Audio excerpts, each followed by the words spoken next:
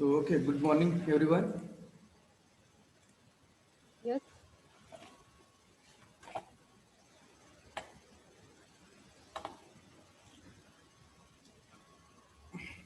Okay, so next discipline of the civil engineering is remote sensing and GIS. So we have covered so many disciplines of the civil engineering. So this is the last discipline of the civil engineering is the remote sensing and GIS. So this one is the very advanced and new field for the civil engineer. This remote sensing and GIS is a very advanced and new field for any civil engineer. So in this remote sensing and GIS, what we are doing actually? So first word is the remote sensing. So as I told you, remote is nothing but one of the area where we cannot go. Remote म्हणजेच काय असा area आपण म्हणतो खूप remote area आहे असं बोलतो. Remote is nothing but where we cannot go, आपण त्या ठिकाणी जाऊ शकत नाही असा एरिया रिमोट. सेन्सिंग, त्या एरियाचं सेन्सिंग करायचं म्हणजेच त्या एरियाच्या इमेजेस घ्यायचे, फोटो काढायचे आणि त्याचा स्टडी करायचा.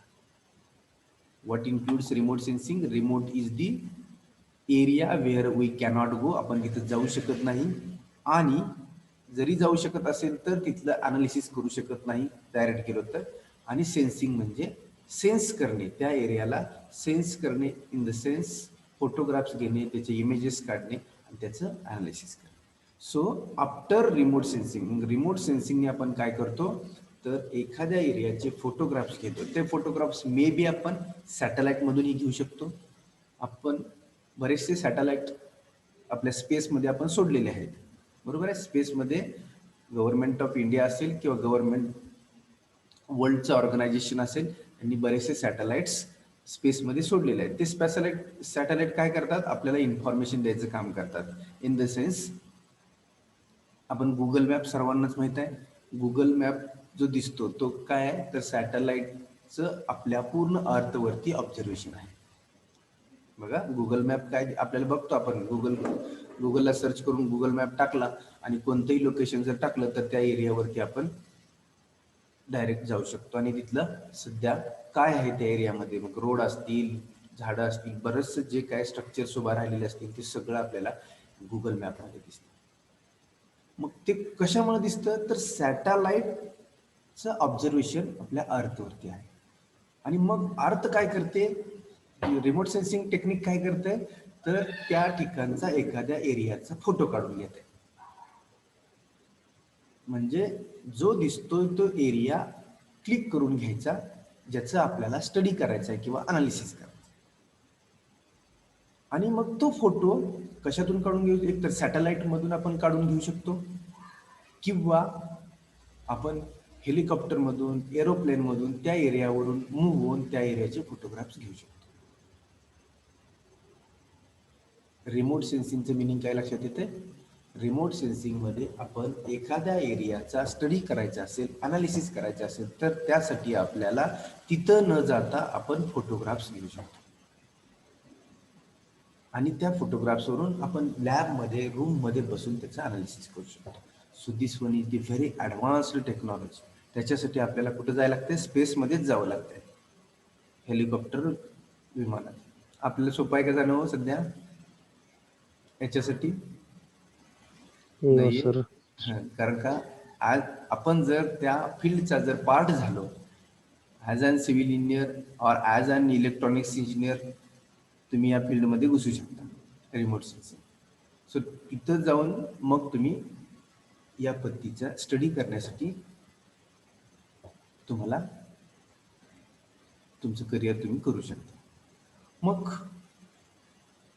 या ठिकाणी मग जसं सांगितलं की सॅटेलाइट्समधून काय घेतो, इमेजेस घेतोय त्याचा अनालिसिससाठी. मग त्याचं अनालिसिस परत कुठं करतोय तर GIS मध्ये करतोय. रिमोट सेन्सिंग मधून डाटा कॅप्चर करतोय आणि त्याचं analysis GIS, geographic information system.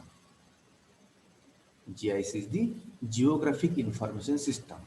Geographic म्हणजे जी काय आपली जी लँड आहे याच्यावरती डिटेल स्टडी आपण या GIS, मग GIS एक सॉफ्टवेअर आहे. इथली इमेज जी आहे ती ह्या सॉफ्टवेअरमध्ये टाकतो आपण आणि मग सॉफ्टवेअरमध्ये आपण ती इमेज पॉइंट टू पॉइंट किंवा लोकेशन टू लोकेशन काय आहे, जमिनीचा स्लोप कसा आहे, सर्व काही गोष्टी आपण या GISच्या टेक्निक यूज करून आपण अनालिसिस करू शकतो. आता तो काय अनालिसिस करू शकतो ते पण आपण पाहणार आहे. ठीक आहे. Before that, this is one of the new field. As I told you, remote sensing and GIS is one of the new field for all the engineers. There may be engineers involved in this field, civil engineer, electronics engineer, or maybe computer. Then the improvement in space technology. Remote sensing आणि GIS म्हणजे काय? Improvement in space technology, म्हणजे space मधली technology आपण improve करतोय ह्या गोष्टी करण्यासाठी. रिमोट सेन्सिंग GIS हा एक सर्वेच आहे. जसं आपण पाठीमागच्या स्लाइडमध्ये सर्वे पाहिला, तो ग्राउंडवरचा सर्वे पाहिला आपण, ग्राउंडवरती मेजरमेंट कशी घ्यायची. पण रिमोट सेन्सिंग GIS हा एक सर्वेच आहे, but it is advanced survey without physical contact to the object. म्हणजे जमिनीला कॉन्टॅक्ट न करता कुठलाही एखाद्या एरियाचं अनालिसिस आपण रिमोट सेन्सिंग आणि GIS मध्ये करू शकतो.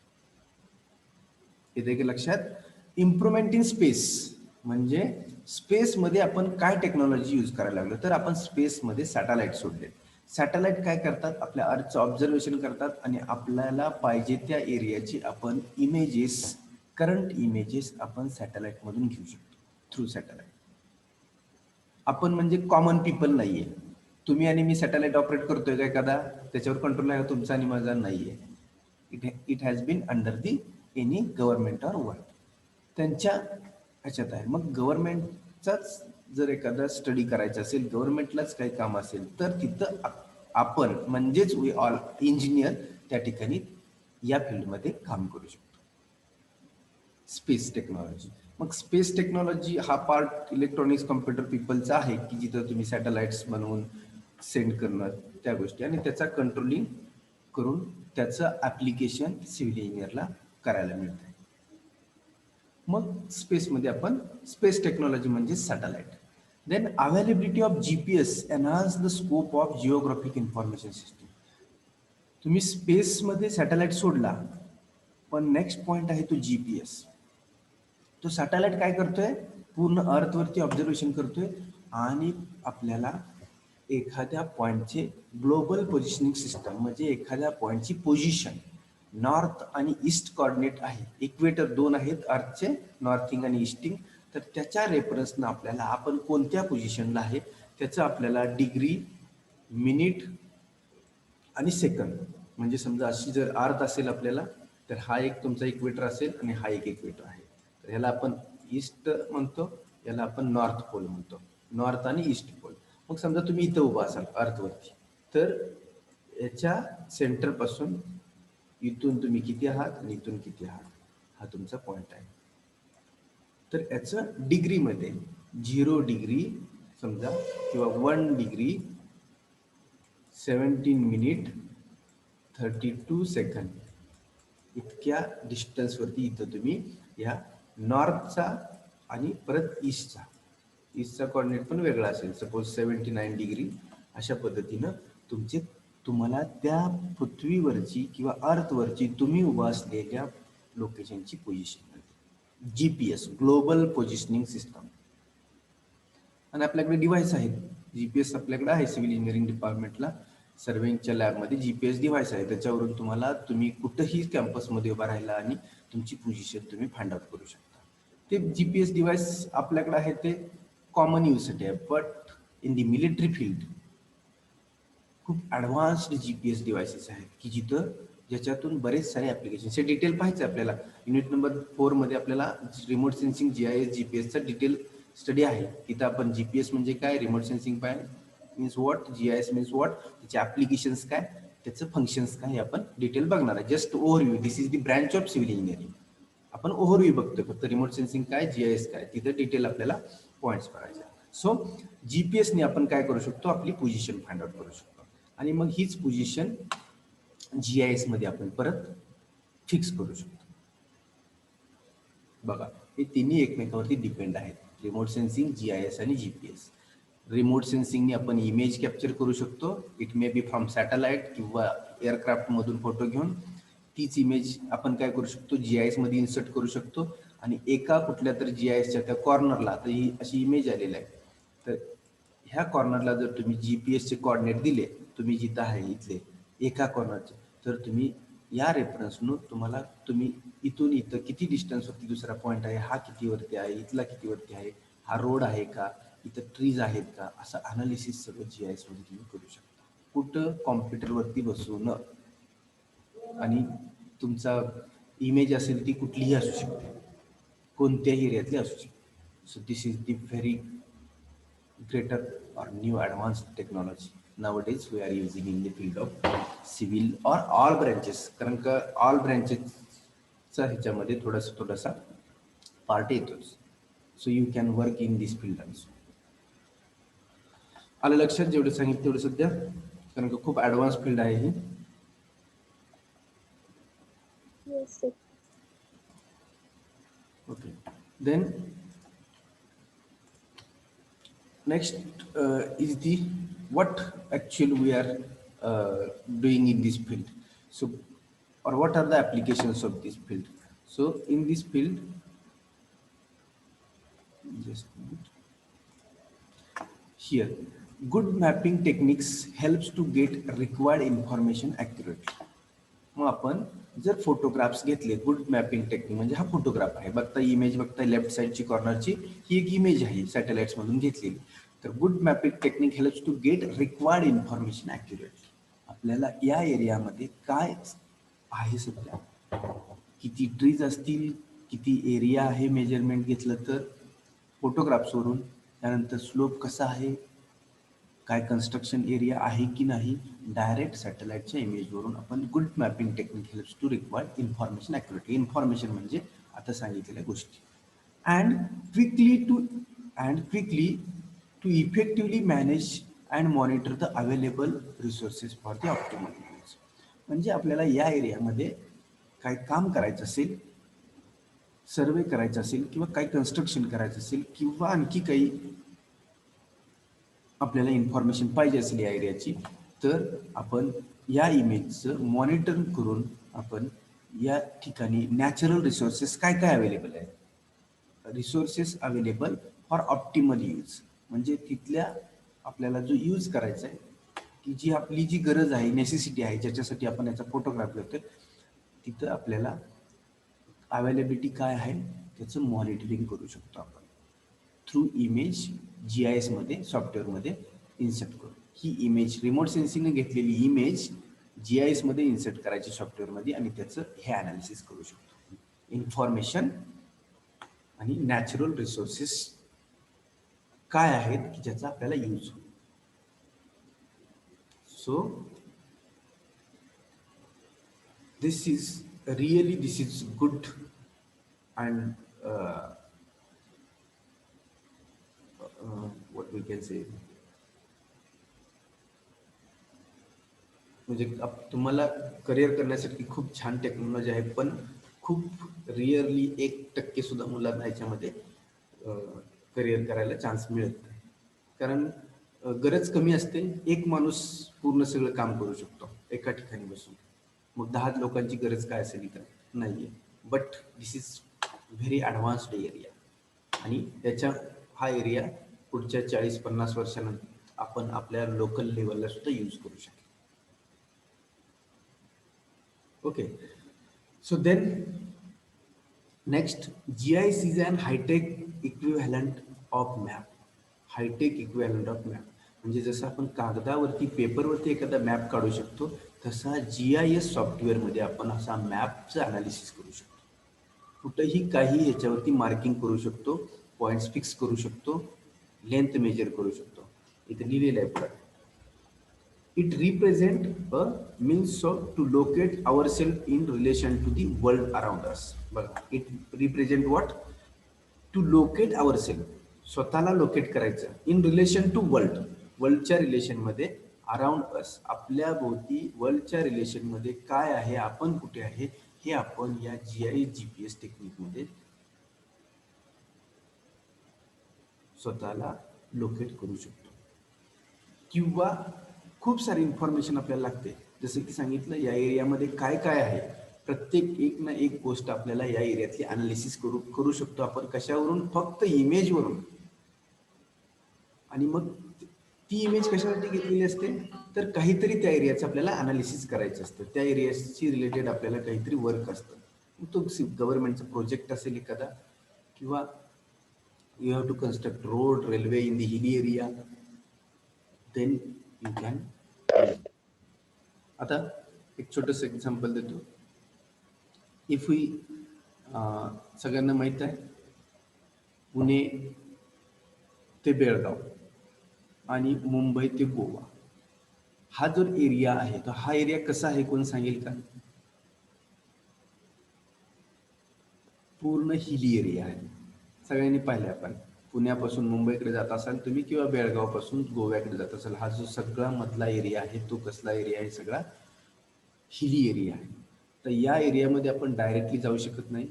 सपोज रत्नागिरी टू कोल्हापूर आपल्याला ट्रेन रेल्वे ट्रॅक कन्स्ट्रक्ट करायचा, की जो अजूनही झालेला नाही आहे, त्याच्यावरती अभ्यास चालू आहे. ह्याच्यासाठी आपण डायरेक्टली त्या साईटवरती एवढ्या पूर्ण हिल एरियामध्ये आपण जाऊ शकत नाही. So for that we can use this technology, remote sensing technology. Images त्या एरियातल्या छोट्या छोट्या 4 किलोमीटर 5 किलोमीटर एरियाच्या इमेजेस आपण शॉर्टेस्ट रूट रेल्वेसाठी, किंवा हिल कुठं कशी आहे आणि आपल्याला कसं डायव्हर्जन्स घेऊन आपण ह्या हिलवरून रत्नागिरी टू कोल्हापूर रेल्वेनं येऊ शकतो, असं अनालिसिस करायचं म्हटलं तर या फील्डचा खूप इझिली उपयोग आपण करू शकतो. एक एक्झाम्पल दिलं. असे खूप सारे मिलिटरी गव्हर्नमेंटमध्ये ह्याचं खूप जास्त सध्या काम चालू आहे. या एरियाचा जास्त वापर केला जातो, कारण का हे स्पेसशी रिलेटेड आहे. स्पेस म्हणजे सॅटेलाइटवरूनच इमेजेस घ्यावे लागतात आपल्याला, आणि त्या तुम्हाला आणि आम्हाला मिळणार नाही. सॅटेलाइटचे इमेजेस जिथं सॅटेलाइट कंट्रोल स्टेशन आहे, ते चेन्नईला असेल, अजून कुठं असेल, दिल्लीकडे असेल, राजस्थानमध्ये, त्या ठिकाणावरूनच आपल्याला ह्या इमेजेस मिळतात. मग आपण आपल्या एरियाचा सहज सर्वे करू शकू, पण या पद्धतीने सर्वे करायला गव्हर्नमेंटलाच अप्रोच करावं लागतं. Okay, so locate our self in relation to world around, म्हणजे आपल्याला स्वतःला आपण वर्ल्डमध्ये, पृथ्वीवरती कुठं आहे या GPS टेक्निकने आपण समजून घेऊ शकतो. It deals with measurement. So this is very important now, this point. Remote sensing GIS काय करते? Deals with measurement. म्हणजेच ही जी इमेज आहे, या इमेजवरून आपण दोन कुठल्याही पॉईंटमध्ये डिस्टन्स मेजर करू शकतो. डायरेक्टली कुठं? सॉफ्टवेअरमध्ये. ही इमेज सॉफ्टवेअरमध्ये इन्सर्ट करून त्याच्यामधलं कुठल्याही 2 पॉईंटमधलं डिस्टन्स मेजर करू शकतो. मॅप करू शकतो. इट मीन्स या ठिकाणी जे दिसतंय, काही ठिकाणी गवत दिसतंय, फर्स्ट इमेज बघा, काही ठिकाणी ग्रास दिसतंय, काही ठिकाणी तुम्हाला इथं सॉइल दिसते. म्हणजे सॉइल म्हणजे काय? हा ओपन एरिया आहे, इथं काहीतरी झाडं असतील, अशा पद्धतीचं मॅपिंग करू शकतो. किती एरियामध्ये इथे जंगल आहे, किती एरियामध्ये ओपन स्पेस आहे, like that you can analyse this image. Then monitoring and modelling. मग या पूर्ण एरियाला तुम्ही मॉनिटर करू शकता. इट मीन्स प्रत्येक ठिकाणी काय काय आहे त्याचं मॉनिटरिंग करू शकता. अँड मॉडेलिंग, मग याच्यावरून तुम्हाला नवीन काय करायचं असेल तर त्याचं मॉडेलिंग ह्या GIS सॉफ्टवेअरमध्ये करू शकता. ही शेवटची पण इमेज बघा. या इमेजमध्ये सुद्धा पण काय दिसतंय? गुगल मॅप आहे. कोणत्या ठिकाणी ग्रीन लिहिलेलं आहे, ग्रीन दाखवलंय, तिथं ॲग्रिकल्चर असेल, शेती असेल. बाकी ठिकाणी येलो रेड दिसतं, या ठिकाणी बिल्डिंग्स असू शकतील. सो अशा पद्धतीनं आपण अनालिसिस करू शकतो की एवढ्या एरियामध्ये काय आहे, त्याचं अनालिसिस करू शकतो. So that is the measurement, mapping, monitoring and modelling of geographic information around us. आपल्या बाजूची जिओग्राफिक इन्फॉर्मेशन, जिथं ज्या एरियाचं अनालिसिस करताय ते काय आहे, त्याचं मेजरमेंट करू शकता, त्याचं मॅपिंग करू शकता, मॉनिटरिंग करू शकता आणि मॉडेलिंग करू शकता. So this comes under this remote sensing and GIS. Civil इंजिनिअरिंगमध्ये सेकंड इयरला तुम्हाला या प्रत्येक युनिट पॉईंटवरती. रिमोट सेन्सिंगवरती एक चॅप्टर आहे, GIS वरती एक चॅप्टर आहे आणि GPS वरती एक चॅप्टर आहे सर्वेइंग सब्जेक्टमध्ये. So that there you have to learn detail, म्हणजे सेकंड इयर सिव्हिल इंजिनिअरिंगमध्ये तुम्हाला तो डिटेल लर्न करता येईल, those who are civil engineering students. So समजलं सगळ्यांना, काय अडचण?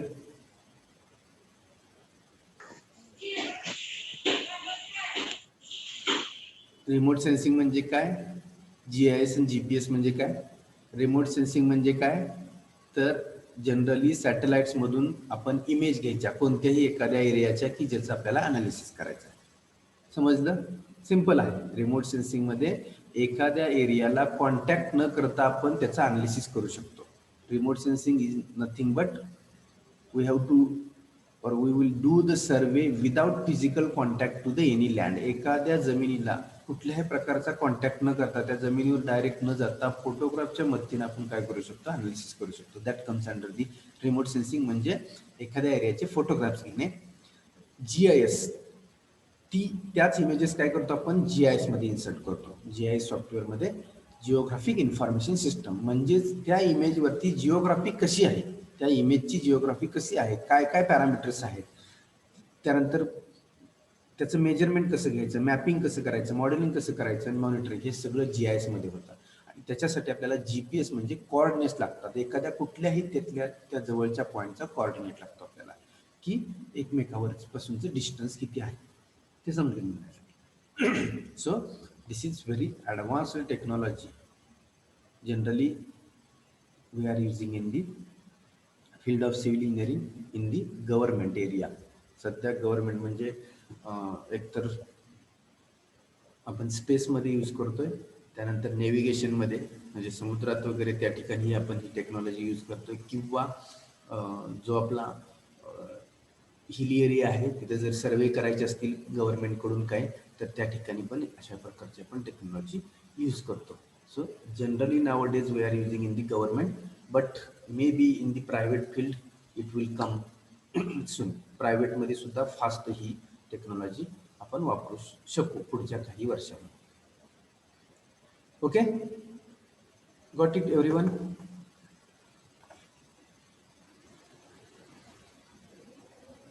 आवाज येतोय का माझा? Yes sir. Yes, sir. Yes, sir.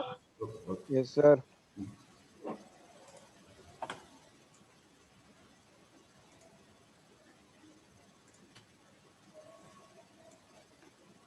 Okay, so now so we have seen all the sub branches or domains of civil engineering. So we will brush up what we have seen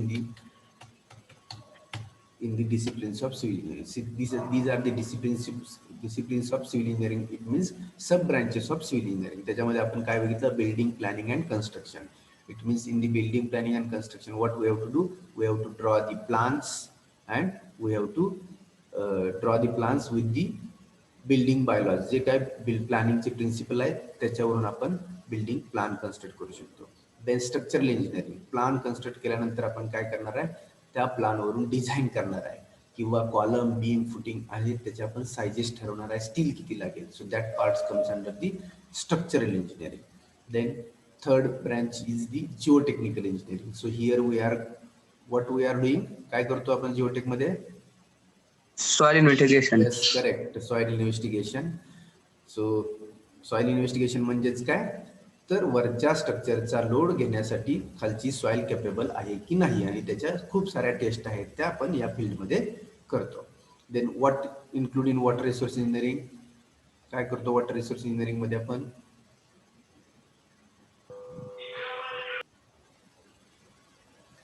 water resource engineering मध्ये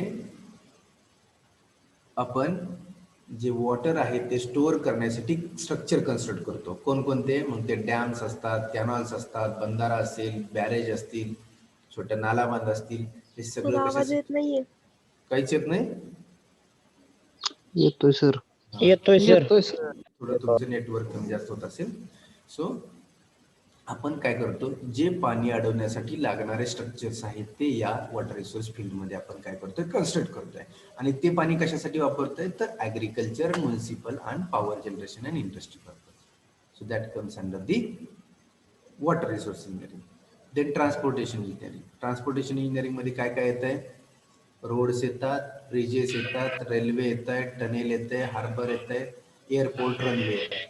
so this म्हणजे एका ठिकाणावर दुसऱ्या ठिकाणी मुवमेंटसाठी लागणारे जे काय structures आहेत, मग त्याच्यामध्ये रोड, रेल्वे पासून ते एअरपोर्ट पर्यंत हे सगळं कशामध्ये येतं, तर transportation engineering. Okay. Then environmental engineering. So environmental इंजिनिअरिंगमध्ये 2 मेजर गोष्टी येतात. एक म्हणजे पोल्युशन कंट्रोल, पोल्युशन कंट्रोल आणि public health engineering. Health engineering. Pollution मध्ये जे पोल्युशन होत आहे त्याला कंट्रोल कसं करायचं, आणि पब्लिक हेल्थ इंजिनिअरिंग मध्ये प्यायचं पाणी असेल, वापरायचं पाणी असेल, इंडस्ट्रीतून जाणारे वेस्ट पाणी असेल, किंवा पाईपलाईन्स असतील, सांडपाणी. किंवा सांडपाणी, किंवा वॉटर सॉलिड वेस्ट मॅनेजमेंट, या गोष्टी आपल्याला करायच्या. स्लाइड दाखवा. कोण बोलतंय? श्रद्धा बिराजदार. हा बोला, काय म्हणताय? मागची स्लाइड दाखवा 1 मिनिट. कोणती पाहिजे तुम्हाला? ट्रान्सपोर्टेशन. त्याच्या आधी. हो. आपण जनरल Okay, डिस्कशन करतोय आता. समरी बघायला लागलोय आपण, कोणकोणते डोमेन्स पाहिले त्याची. ते तुम्हाला मी शॉर्ट मध्ये सांगतोय. आपण या फील्डमध्ये हे पाहिलं. ट्रान्सपोर्टेशन मध्ये आपण रोड, रेल्वे, ब्रिजेस याचं कन्स्ट्रक्शन कसं करायचं, किंवा त्याच्या मेथड्स. देन एन्व्हायरमेंटल इंजिनिअरिंग मध्ये आपण काय म्हटलं, pollution, how to control, what are the different types of pollution, how to control pollution. Then public health engineering म्हणजे जे काय पब्लिक आहे त्यांची हेल्थ गुड ठेवायची असेल तर एन्व्हायरमेंटल इंजिनिअरचा खूप मोठा रोल आहे. मग तो कसा आहे, तर पहिल्यांदा पिण्याचं पाणी लागतं, तर ते ट्रीटमेंट झालं असलं पाहिजे. पिण्याचं पाणी वापरल्यानंतर सांडपाणी घरातून बाहेर पडतं, त्याची ट्रीटमेंट होणं गरजेचं आहे. ते डायरेक्ट आपण रिव्हरला सोडू शकत नाही. Treatment unit. त्यानंतर सॉलिड वेस्ट मॅनेजमेंट, जो घरातून पडणारा सुका ओला कचरा आहे तो त्याचं कंपोस्टिंग होऊन तो त्याचे बॅक्टेरियाज तयार नाही झाले पाहिजेत, हाही रोल आहे इंजिनियरचा. आणि देन वॉटर डिस्ट्रीब्युशन नेटवर्क म्हणजे पाईपलाईन्सनी पाणी विलेज पर्यंत पोहोचवणं.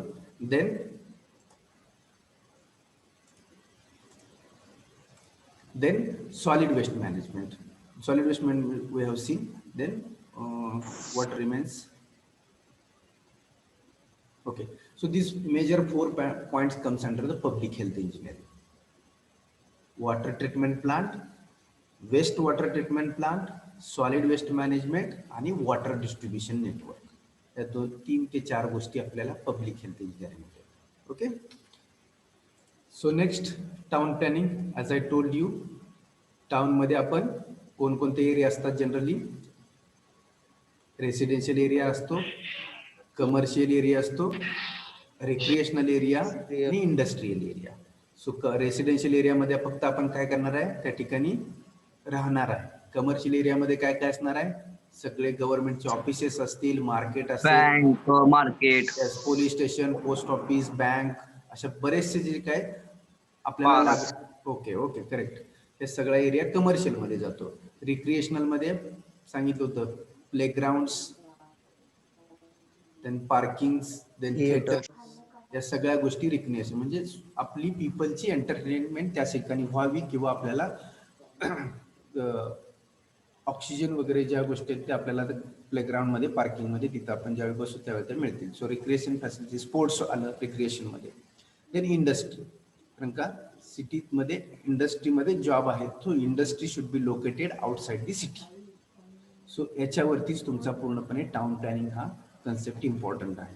तुमची सिटी अशा ठिकाणी, अशा झोनमध्ये डिवाइड करा की प्रत्येक एरिया सेपरेट असायला पाहिजे, की ज्याचा एकमेकाशी डिस्टर्बन्स नाही झाला पाहिजे. आणि याच्यामध्ये एक सगळ्यात इम्पॉर्टंट नंतर आहे ते रोड नेटवर्क. या सगळ्याला जर कनेक्ट करायचं असेल तर काय लागेल आपल्याला, road. So very important in this is the road network. मग याच्यामध्ये काय बायलॉज आहेत गव्हर्नमेंटने घालून दिलेले, त्या बायलॉज प्रमाणे you have to work as a town planning engineer.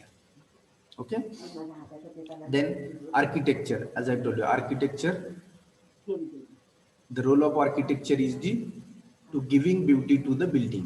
बिल्डिंगचा ॲस्थेटिक व्ह्यू कसा वाढवायचा, बिल्डिंगला लुक्स कसे द्यायचे, बिल्डिंगमध्ये कलर कॉम्बिनेशन कसं असलं पाहिजे. So this comes under interior design कसं असलं पाहिजे. This comes under the role of architecture. आणि प्लॅन, बिल्डिंगचा प्लॅन काढणे. Then surveying. So for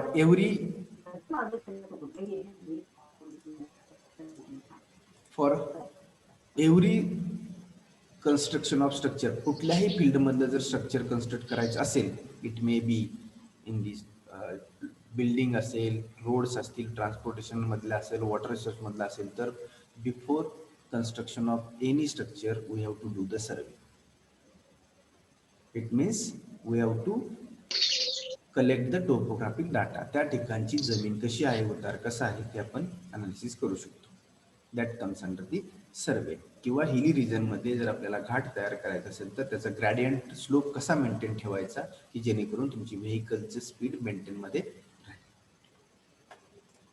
then again here surveying and levelling, we have to take horizontal measurement of horizontal distances, measurement of vertical distances, measurement of horizontal angle, measurement of vertical angle. So this all comes under the surveying. And leveling, it means measurement of height with respect to another point. दुसऱ्या पॉइंटच्या रिस्पेक्टने आपण height major करतो. आणि आपण उंची जी आहे ते कुठून आपण मेजर करतोय, तर कराचीच्या समुद्र सपाटीला आपण 0 म्हटलेलं आहे. With respect to this we are measuring the height. Our height म्हणजे आपण कुठं उभा आहे त्या ठिकाणची height with respect to Karachi. Okay. So this comes under the surveying and levelling. Then advance construction. In the field of advanced construction, so many civil engineering structures are having the advanced construction technology. म्हणजेच ते construction of dam, construction of bridges, tunnels, ports, याच्यासाठी आपल्याला advance construction technology use करावी लागते. Advance construction technology म्हणजेच काय, equipment, instrument use करावे लागतात कन्स्ट्रक्ट करताना. मग त्या इन्स्ट्रुमेंट शिवाय आपल्याला इझिली कन्स्ट्रक्ट करणं खूप अवघड जातं. So this is the advance construction technology. त्याच्यामध्ये मग हे स्ट्रक्चर्स येतील, किंवा पाईल फाउंडेशन, वेल फाउंडेशन असेल, किंवा construction of power stations, offshore म्हणजे समुद्रामधलं जर ऑइलचं एक्सकॅव्हेशन करायचं असेल, ऑइल काढायचं असेल समुद्राच्या खालचं, किंवा पोर्ट असेल, टनेल असतील, बोगदा कन्स्ट्रक्ट करायचा असेल. So these are the structures comes under the advanced construction in the field of civil engineering. So if you have seen this, and we have seen today, this is the last part, remote sensing and GIS. In the remote sensing and GIS, we are taking the photographs from the satellite or aircraft, and we are collecting the information of that photograph. It means measurement, mapping, modeling. This part comes under this remote sensing and GIS. So this is the our disciplines of the civil engineering, म्हणजे sub branches of civil engineering. Civil engineering मध्ये एवढ्या सगळ्या ब्रांचेससाठी जवळपास 40 subjects तुम्हाला learn करायचे आहेत. ह्या प्रत्येक ब्रँचमध्ये 10 आपण ब्रँच पाहिल्या, 10 ब्रँचवरती 40 सब्जेक्ट आहेत पुढच्या सेकंड इयर, थर्ड इयर आणि फायनल इयरमध्ये. म्हणजे प्रत्येक ब्रँचवरती 2-3 तुम्हाला सब्जेक्ट आहेत, की ज्याच्यामध्ये 7 to 8 चॅप्टर्स असतात. Okay. So this is the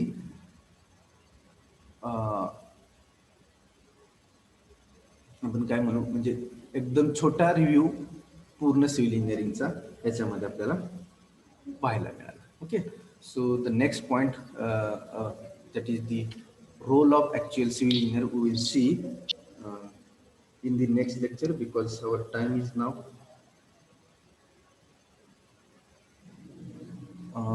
closing. So we will see the next part and the. Hello, तुमचा आवाज येत नाहीये. काहीच येत नाही. येतोय सर. मला फुल गुड नेटवर्क आहे, माझ्याकडे चांगलं नेटवर्क आहे. माझा आवाज कधीच प्रॉब्लेम, तुमचं थोडंसं नेटवर्क कमी जास्त होत असेल, असू द्या, काय एखाद वेळ होणार. तुमचं नेटवर्क आपण ऑनलाईन शिकतो म्हणजे थोडंसं अडचण येणार, पण तुमच्या नेटवर्कची येणार. माझं नेटवर्क बऱ्यापैकी चांगलं आहे. तर का खूप चांगल्या नेटवर्कमध्ये माझं कधीच डिस्टर्ब होत नाही तुमच्या हॅलो सर, तुमचा आवाज येत नाहीये. येतोय का सर्वांना आता? Yes, sir. Yes, sir. Yes, sir. बाकीच्यांना प्रॉब्लेम येत असेल थोडा, Yes, sir. पण म्हणजे ज्यांचं नेटवर्क तुमचं कमी आहे त्या ठिकाणी तुम्हाला प्रॉब्लेम येत असेल, पण माझं नेटवर्क या ठिकाणी चांगलं आहे. त्यामुळे तुम्ही जरा थोडंसं चांगल्या नेटवर्कमध्ये लेक्चर चालू असताना बसत जावा. घरात वगैरे जर नेटवर्क कमी असेल तर थोडंसं बाहेरच्या बाजूला येऊन बसत जावा. होऊ शकतो थोडासा प्रॉब्लेम नेटवर्कचा, कारण का सगळ्या ठिकाणी सारखं नेटवर्क नसेल, पण माझ्याकडे चांगलं आहे. Okay, so we will see meet in the next lecture for this role of civil engineer. Okay, so we will stop here today.